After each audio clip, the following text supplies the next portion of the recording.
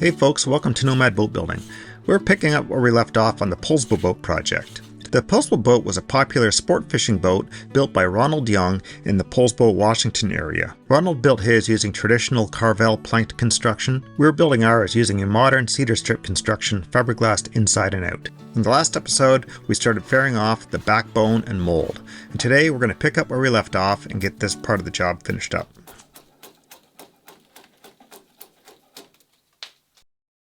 I have not touched this boat all week long. I got to the end of last week and I was fairing out the backbone and the mould and the transom and such.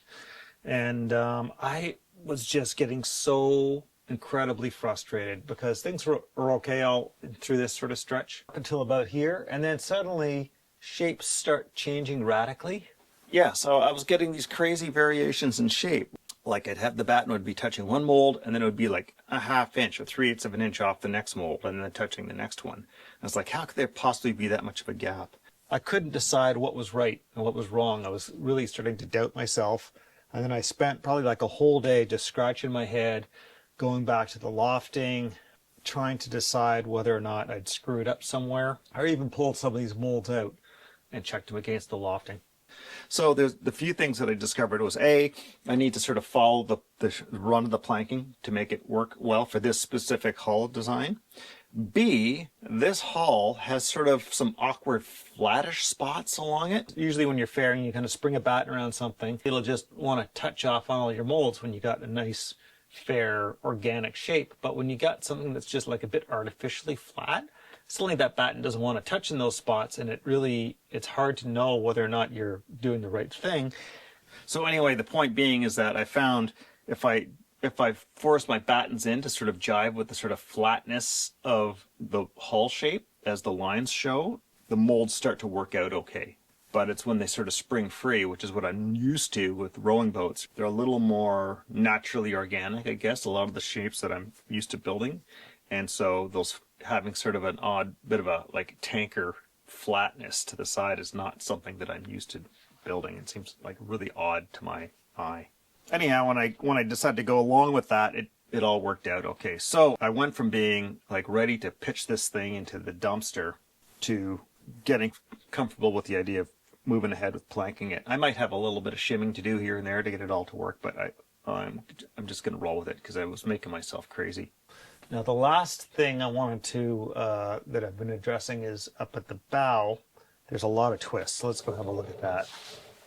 Well, there's a lot of twists two places. There's a ton of twists down here at the transom, and then up at the bow there's more. Okay, so there's enough twist up here that I decided I can't really get battens to swing down into place. That is, the cedar strips that we're going to use got enough thickness to them that they don't want to twist very well. They almost need to be twice as wide, which is not something I would have thought of, but anyway, they're all ripped down now, so I can't do anything about it.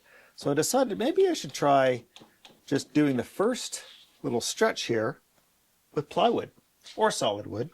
But I grabbed some plywood here because I got it on hand, some 1/4 inch, and I'm just playing around with the idea of bending that into place, gluing that in, and then we start strip planking back from that.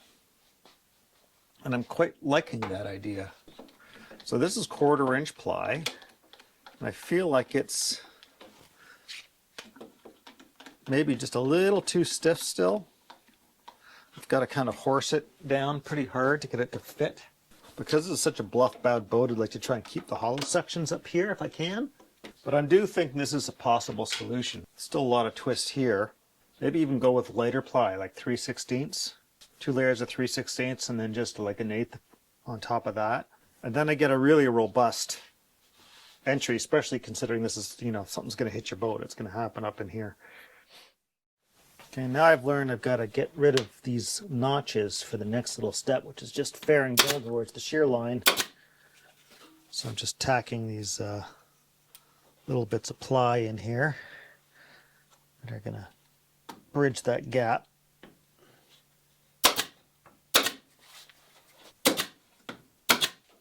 Okay, I got to use a full-length batten for this last bit. I found that if I don't set up a batten that's basically following the run of my planking, like the exact run of my planking for this last little portion, the shapes just don't work out.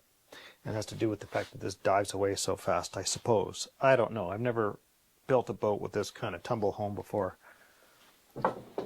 So when I was trying to just run the batten kind of willy-nilly anywhere, I was getting nothing but grief.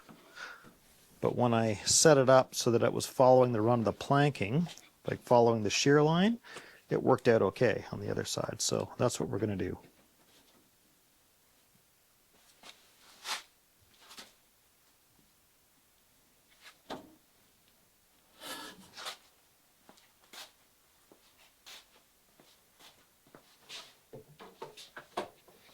Crab walking around this friggin' boat all the time is getting tedious as hell too. So you don't have any idea how much time is taken up doing this, just snaking around the workshop trying to fit yourself into the little space you've got. So much twist here, man. Okay. All right, I've got something I could share with you, I think. First of all, when you're fairing out a mold, it helps to have a batten that's, if not full length, like 3/4 of the length, but this one's full length. And there's a really good reason for that, even though I can only concentrate on a certain area. If I offer up this batten down here, for instance, I'm hitting my transom nicely within my margins of cutting away. I can see as I project through visually that I'll hit the outside just fine. So this little section looks good in here for this mold and this mold. This one's good. This one's good. We're starting to rise off a little bit here because of tension in the batten. And I should really get another batten jack over here before I move up forward, but I want to show you something really specific. So here, I'll just throw this on there to act as a batten jack.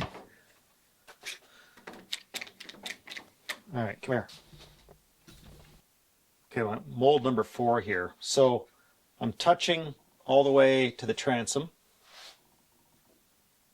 That looks great. This one suddenly has got like a 1/4 inch gap. Okay, now one might suddenly immediately think, okay, that's problematic. That means I got to take some material off this mold or off all these ones going back a little ways. But the front end is not sprung over to the stem. So watch what happens. As I spring this forward, that moves in and starts touching. Now the next one's springing out free a little bit, and but I'm not quite hard on my stem as well. Could be that I'm a little hard up forward here, where it's because it's a very bluff bow. So I might shave these down a hair, but my main point is that back there, like 1, 2, 3, 4 molds back, I'm suddenly, when I flex that batten into place, it suddenly starts touching. So that's an important reason for using a long batten when you're fairing out your molds. And so the way I'm addressing this fairing process, for the most part, I'm not cutting anything off just yet. So I'm taking my batten jacks and I'm just moving them up a few inches at a time, like 2, 3 inches. I'll move this one up a few inches, and then I'll just keep testing how these molds are fairing out. It's not too bad. Again, it feels like this guy could probably stand to come down just a hair. And to that end, I'll just be shaving the corner off of it. Until my stem is faired in properly, it's hard to even tell. So what I'll do next is, once I've satisfied that there's nothing massively wrong with these molds, is I'll start bringing my stem in down to closer to a final fit and keep checking that things are looking good in through here and on the way back. And when I'm like within a 1/16 of an inch or something like that, then I'll decide whether or not I need to shave down that mold.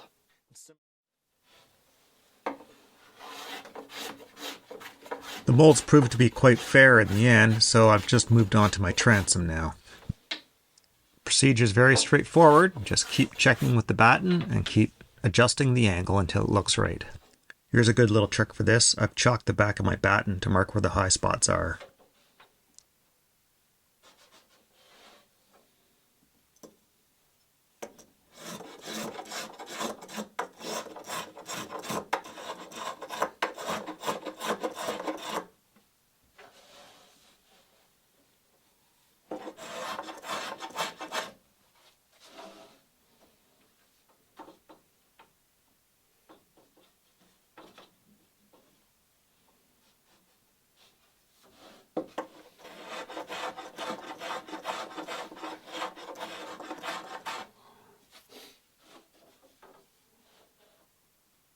If you're liking these videos, you can support me by giving me a thumbs up, throwing me a couple of bucks through super thanks, subscribing to the channel, turning on notifications, and of course, you can join me over on Patreon. Find links in the corner or down in the description.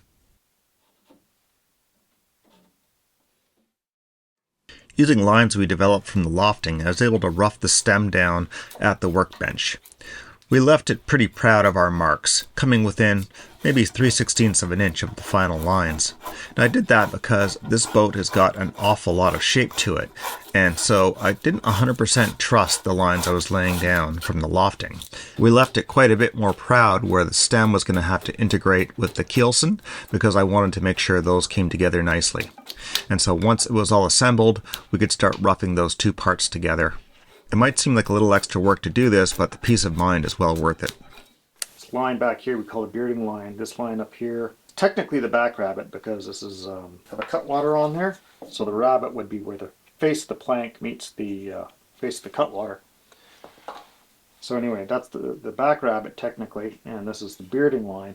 My bearding line layout lines are a little off the marks, which they're off the marks in the right direction, meaning I got to take off more than is there. It'd be worse if I had them too far back and I cut to those lines and then found myself with a big gap. So what I'm doing is I'm slowly moving my batten up the boat,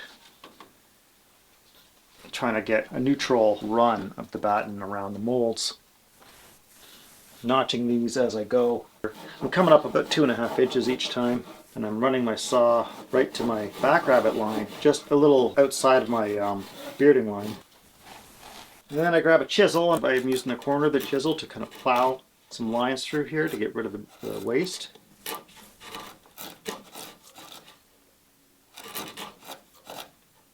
Not worried about coming down to my line on the back. In fact, I'm staying well away from it as I just get rid of the bulk of this wood here.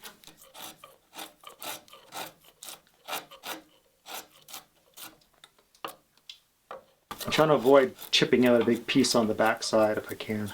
Then as I get most of the junk away, then I'll come back here. I'll go a little bit deeper and try and dig out a trough for that batten to sit into so I can judge exactly how close we are.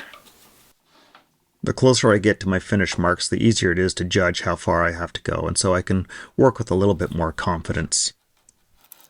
I think the most important part of doing this is just having patience, making small adjustments, and checking your work. It's that checking over and over again that ensures that you don't overshoot. Overshooting means extra work, and so it's actually faster to work slower, because fixing mistakes always takes more time than avoiding making mistakes in the first place. This isn't sponsored, but for any of you interested in hand tool woodworking and especially wooden boat building, I highly encourage you to get one of these Pattern Makers paring chisels. This one is a 3/4 inch Henry Taylor. It works really great. I also have a bunch of Sorbies, which are a little thinner, a little more flexible. I like those too. I get the Sorbies at Lee Valley Tools.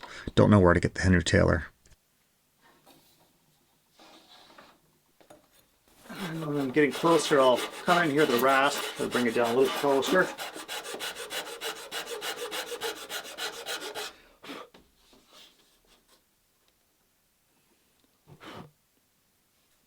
And the last thing I'm doing is I'm trying to marry the part that I just made into the last part that was fitting well, and just double checking that it's all looking good as I go. This last portion of the stem to deal with, the forefoot, is by far the most challenging, for me at least. What I find so challenging about it is battens wrapped around the boat tend to have to take a fairly radical twist from the bottom onto the stem in this portion, and so I find it difficult to use them to give me a good accurate reading of what that shape needs to be. I'm always worried I'm going to overshoot the amount I have to cut away or undershoot the amount I have to cut away, and I seem to do both with equal proficiency. And so finding that sweet spot in the middle where it's exactly right is the thing that I struggle with the most. The way I currently try to work out these shapes is by using a surrogate plank, usually a piece of light plywood, something that's maybe 3/16 of an inch thick, or a piece of solid wood that just happens to be wide enough to mimic a plank. And I'll clamp that in place and twist it down onto the stem and use that to try and judge whether or not I'm taking off the right amount.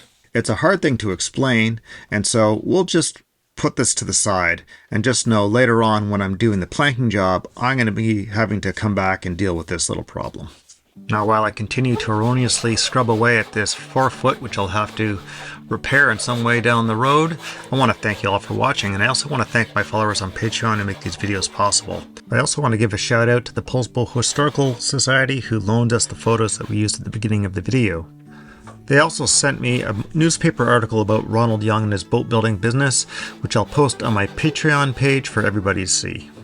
And I hope you'll join me for the next episode when we start installing the inwales and the thwart risers. That's it for today, folks. We'll see you later. Hey, if this is your first time joining us, maybe you want to go back and watch our previous episodes. I put the playlist down here.